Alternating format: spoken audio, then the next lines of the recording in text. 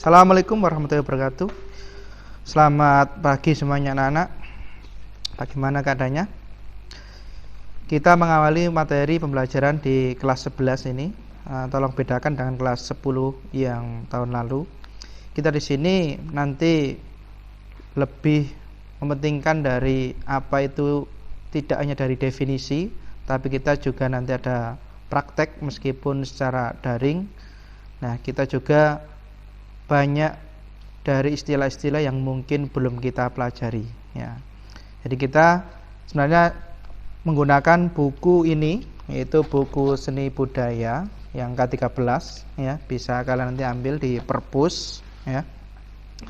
Materi awal di sini kita akan bertemu pada bab berapresiasi seni rupa. Nah, ini saya jelaskan sedikit secara singkat saja karena nanti biar tidak terlalu lama videonya. Dalam pembelajaran ini kita mempunyai kompetensi dasar yang mana kita diharapkan bisa menganalisis konsep, unsur, prinsip, bahan, dan teknik dalam berkarya seni rupa. Dan nanti dalam hal tersebut akan dilengkapi dengan membuat karya seni rupa 2 dimensi dengan memodifikasi objek. Tahu ya artinya? Jadi kita nanti menganalisis dari segi konsepnya, unsurnya. Ya mungkin unsur ini sudah kami jelaskan sebagai guru, sudah dari SMP ataupun MTS sudah ada ya. Unsur, prinsip saya kira kalian sudah paham semuanya. Nanti kalau kurang jelas bisa ditanyakan ya, di kelas daringnya nanti ya. Di situ selain dari menganalisis konsep, kita juga nanti akan ada membuat karya seni rupa 2 dimensi dengan cara memodifikasi. Jadi karya yang sudah ada kita modifikasi. Memang itu yang diharapkan dari kompetensi dasar yang terpusat ini ya. Berikutnya kita menuju ke buku paket. Di sini ada beberapa contoh yang mungkin kalian belum pegang atau belum buka. Itu bisa di-download saja, itu ada ya. Di Play Store juga ada, Google juga ada. Ini adalah di sini judulnya buku paket seni budaya K13 ya, yang revisi. Di situ kita akan bertemu dengan bab pertama, itu berapresiasi seni rupa ya. Yang mana di sini ada kata apresiasi, mungkin sudah tidak asing lagi. Kata apresiasi ya, mengapresiasi. Berarti kita bisa yaitu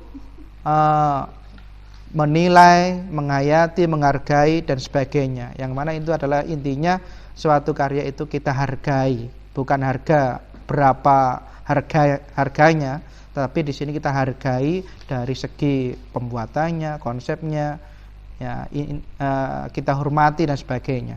Nah, menilai dan sebagainya itu adalah apresiasi. Ya. Kata apresiasi tidak jauh dari kata apresiator. Itu ada imbuhan tor, bukan tortor ya. Tor di sini adalah pelaku. Pelaku adalah orang yang melakukan apresiasi. Ya. Contoh korupsi tadi koruptor. Nah, sama kan, hampir sama di situ. Tapi di sini adalah apresiasi. Dan di sini mendapat imbuhan tor ya, menjadi apresiator. Berarti adalah orang yang melakukan apresiasi atau yang menilai suatu karya seni. Nah, karya seni apa saja? Nanti saya kasih beberapa contohnya melalui gambar-gambar. Terutama kita akan mempelajari seni rupa. Yang paling penting seni rupa di sini ada beberapa jenis bentuknya, ada 2 dimensi dan 3 dimensi. Kalau 4 dimensi belum ada di bioskop saja. Ya. Jadi kalau 2 dimensi kalian tahu sudah ada sejak pelajaran SMP, MTS itu sudah ada. Saya ingatkan sedikit ya, barangkali lupa. Kalau yang 2 dimensi kan hanya bisa dilihat dari satu arah saja atau mempunyai ukuran panjang kali lebar saja. Beda dengan yang 3 dimensi, itu mempunyai sudut pandang yang lebih banyak ya, bisa dari segala arah. Mungkin kalau besar ya kecuali dari bawah, nggak bisa lihat kalau dari bawah. Ya. Dari 3 dimensi mempunyai sudut pandang yang lebih banyak, bisa 4 arah, 5 arah, sebagainya, dan mempunyai definisi yaitu mempunyai ukuran panjang kali lebar kali tinggi. Itu 3 dimensi. Contoh yang 2 dimensi, saya ingatkan lagi, contohnya apa? Seperti lukisan, foto, sketsa dan sebagainya. Kalau yang 3 dimensi, apa? Tahu? Apa? Oh iya, kalian ingat, yaitu ya. Apa? Patung, ya itu. Terus arsitektur, seni bangun itu adalah termasuk seni rupa dengan bentuk 3 dimensi. Yang paling penting kalian bisa menganalisis itu termasuk seni apa dari segi konsepnya. Konsepnya apa? Konsepnya biasanya ini terpengaruh dari perkembangan waktu, karena terpengaruh dari geografis dan sebagainya, terpengaruh dari keadaan sekitar dan sebagainya. Contoh, kalian pernah lihat Monas ya? Gak tahu.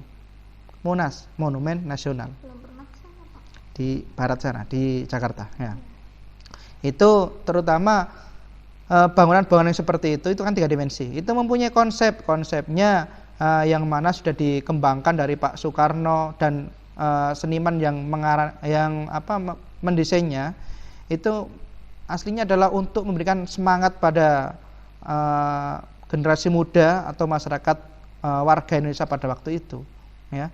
Nah, di sini mempunyai konsep yang jelas, dan tidak hanya Monas saja tapi karya-karya yang lain juga mempunyai konsep.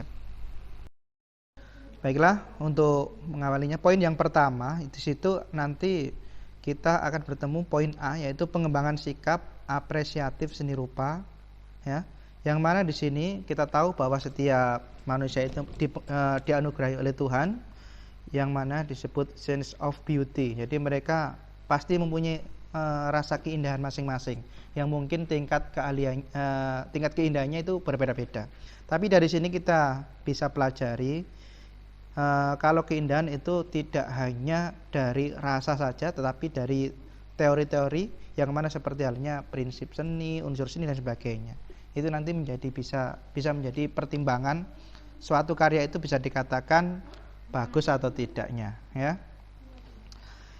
Berikutnya di sini nanti akan ada contoh, yang mana contoh tersebut adalah contoh dari desain tekstil di Indonesia. Banyak desain tekstil Indonesia ini yang amat bagus, seperti halnya adalah seperti desain tekstil songket, batik dan sebagainya. Ini merupakan dari bagaimana kita mengapresiasi karya seni masyarakat yang mana selalu mengembangkan seni tradisionalnya ya. Di situ dalam kain batik atau songket biasanya ada motif-motif yang cukup untuk menarik perhatian kita, yang mana sebagai ciri khas dari daerah masing-masing ya. Contohnya Kalimantan dengan motif lunglungan dan sebagainya, orang Dayak, orang Papua dengan motif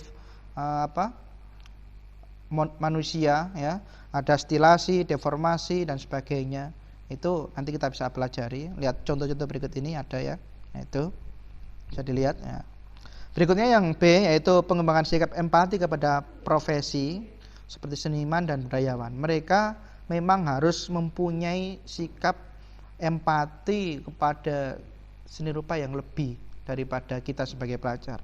Karena dari mereka lah kita akan belajar bagaimana menghormati suatu karya seni dan menilai suatu karya seni. Nah, seperti halnya kalian tahu ada tokoh-tokoh seni rupa di Indonesia. Seperti halnya contoh siapa? Ada yang tahu? Seni rupa Indonesia? Tokoh seniman seni rupa Indonesia, ada yang tahu? Avandi, baiklah Avandi. Apalagi? Raden Saleh, ya baiklah itu, seperti itu. Nah, tokoh-tokoh seperti itu adalah tokoh-tokoh seniman yang mungkin dikenal oleh orang banyak, yang banyak kontribusinya di dunia seni, banyak karya-karya yang diciptakan di situ, yang banyak menginspirasi di pembelajaran kita nanti. Ya, cara psikologi, pengalaman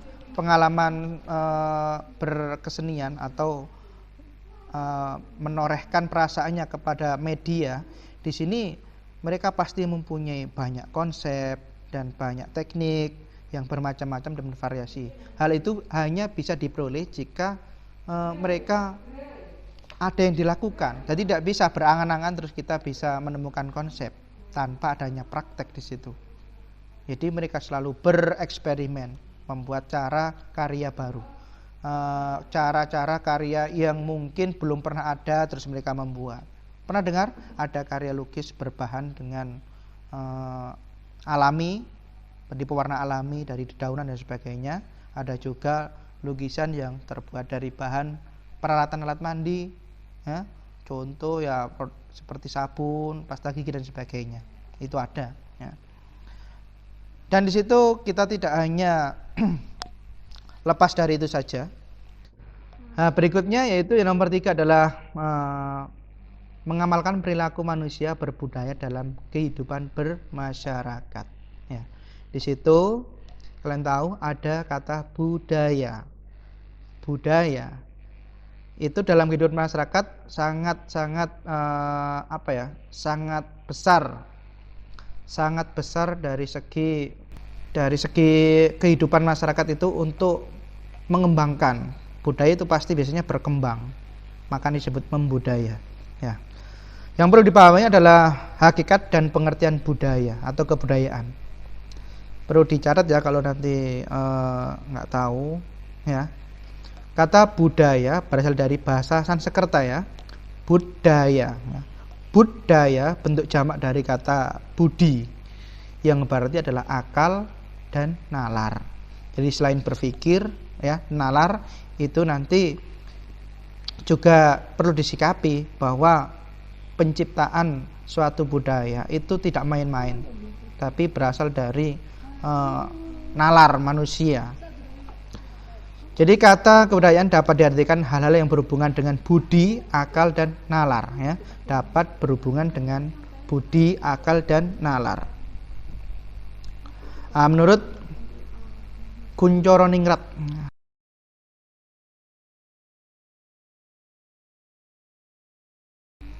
kebudayaan berarti keseluruhan gagasan dan karya manusia yang harus dibiasakannya dengan belajar. Saya ulang lagi.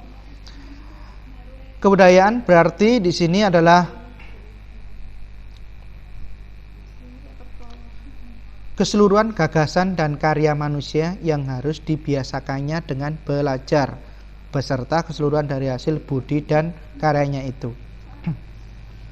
Baiklah, kebudayaan memiliki 3 wujud. 1, kebudayaan sebagai konsep, ya.